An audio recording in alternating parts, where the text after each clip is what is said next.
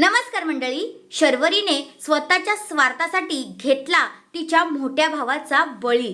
चला तर मग पाहूया आजच्या पुढील भागात आपल्याला काय पाहायला भेटलं.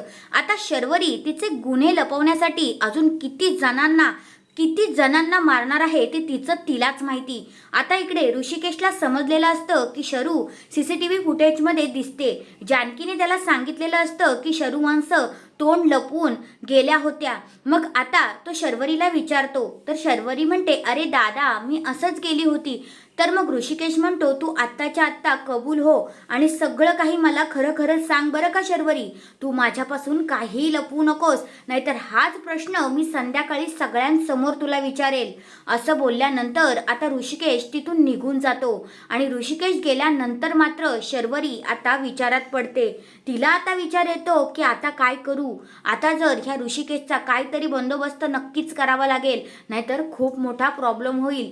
आता बस झालं असं शर्वरी ठरवते आणि कोणाला तरी फोन करते आणि सगळं काही सांगून मोकळी होते. म्हणते ह्या ऋषिकेशचा काहीतरी बंदोबस्त करायलाच पाहिजे, नाहीतर वाट लागेल. दुसऱ्या बाजूला आपली हुशार जानकी रस्त्याने जात असते. तेवढ्यातच तिला माणसांचा घोळका दिसतो आणि तिला एक हात दिसतो. म्हणून ती लगेचच ते माणसांना बाजूला करते आणि पुढे जाते. पाहते तर काय, तिचा ऋषिकेश खाली रस्त्यावर तसाच पडलेला असतो निपचित.